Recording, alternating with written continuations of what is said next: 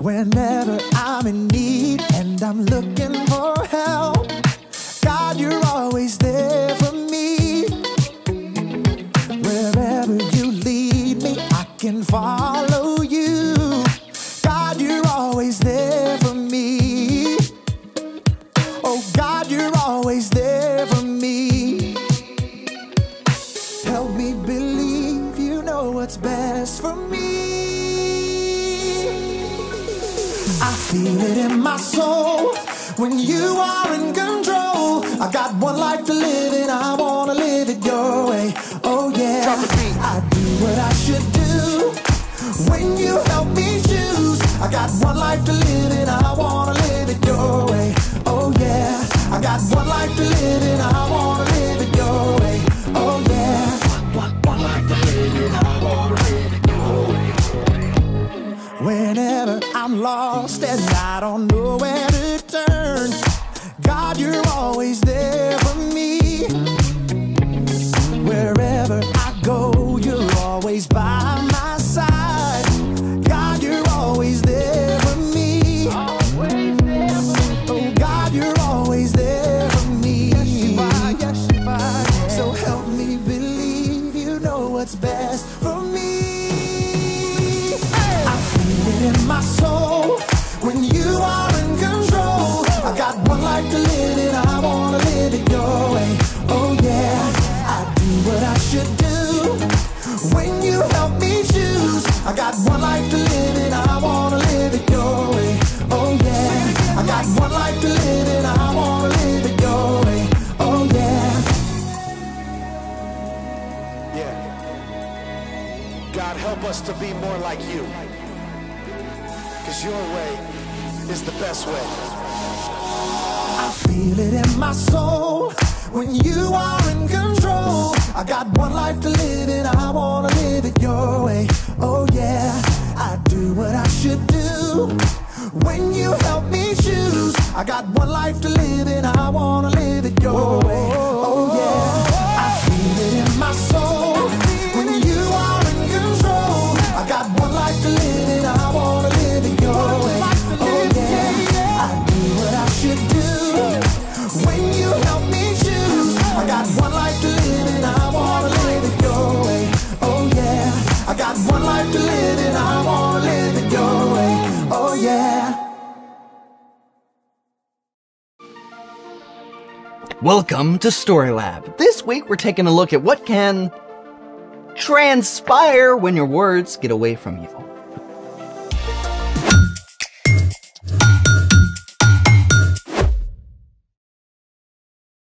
Hey, I'm Carter. And I'm Zeke. This month, we're talking about how we can trust God to help us do what's best. That's prodigious.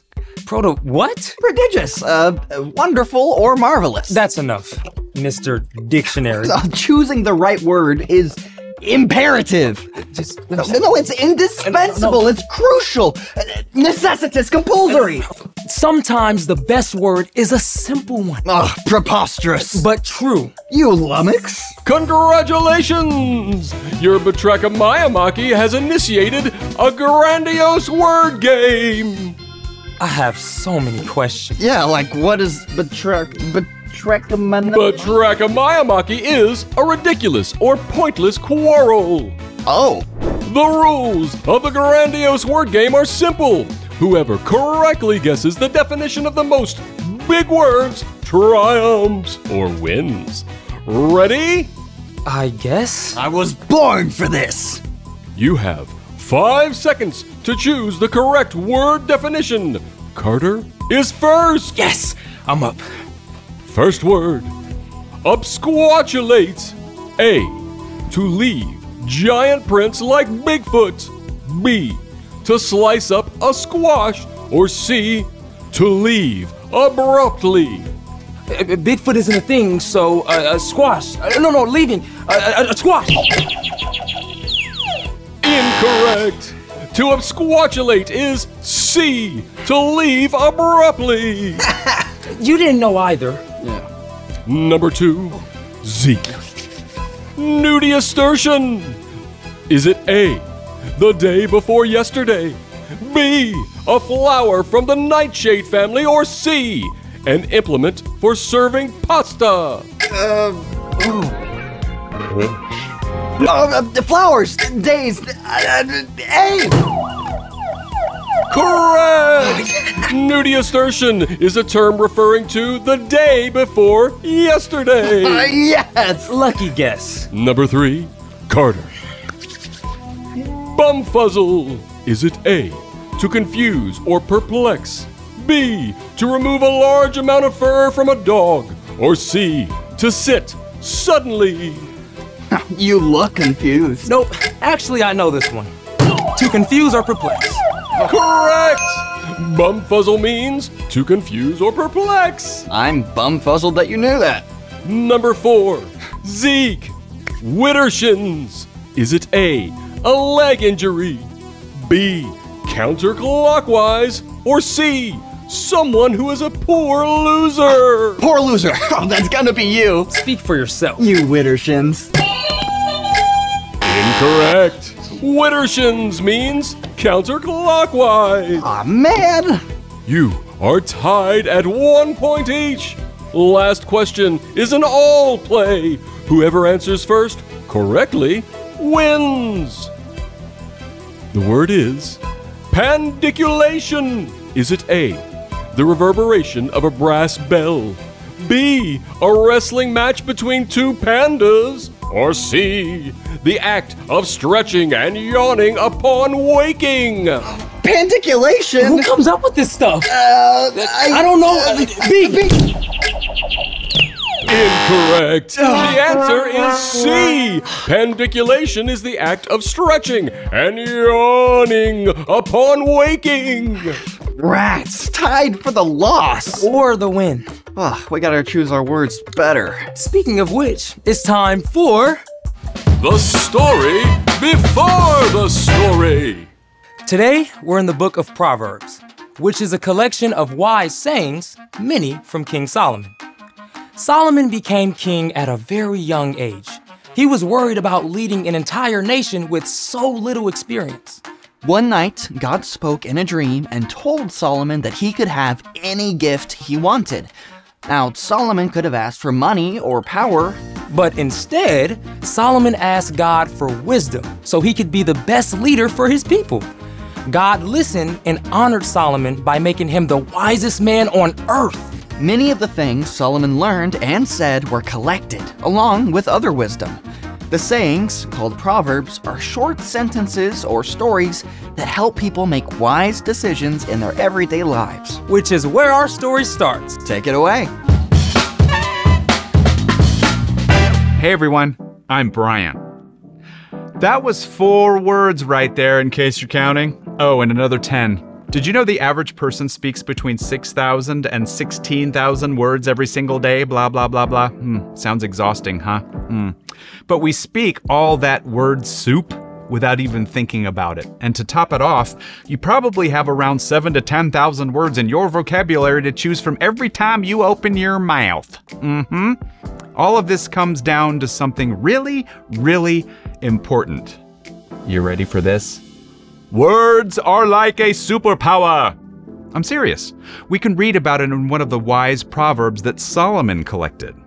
The words of thoughtless people cut like swords, but the tongue of wise people brings healing. Did you hear that? The words of thoughtless people cut like swords, but the tongue of wise people brings healing. Every single time you open your mouth, you have the power to do this. Or this. What you say is so powerful that it can cut somebody deeply or help them heal. Think about this. You've probably skinned your knee before. Ouch. But once your knee healed up, have you thought about it that much? Nah, probably not. It's all good. Now, has anybody ever made fun of you? Those words can cut really, really, really deep. You may not be able to see any wound, but it's there. And this kind of hurt doesn't heal easily. Even if it happened a long time ago, I bet you still think about it sometimes. Mean words can still hurt all this time later. The words of a thoughtless person cut like swords, We don't usually mean to hurt others with our words, but we just don't think first. Thoughtless words come in all kinds of shapes and sizes. You know thoughtless words when you hear them. Wow, I can't believe you can't tie your own shoelaces. No one wants to play with you. Oh, you're really bad at math. You've probably been hurt by some words like those, and you've probably said some of those things too. That's why before you say anything, it's wise to do this first. Stop. That's better. Before you speak, stop. Think first, even if it's for half a second. If what you're about to say is thoughtless or hurtful, keep your mouth zipped. Or even better, think about what you might say instead.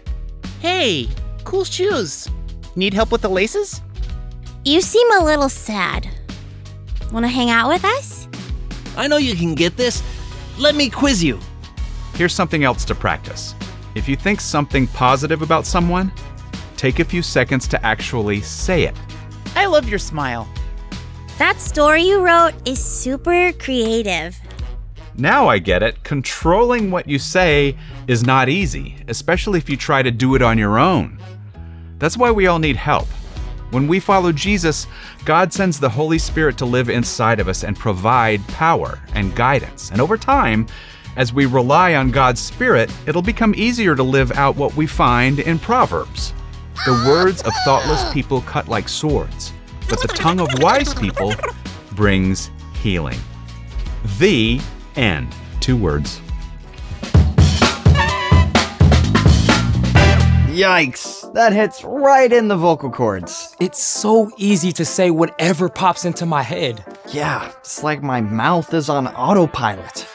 Yeah, you're not wrong. The more we think and speak a certain way, the more we actually wire our brain to keep responding that way automatically. So, What's our part in the story?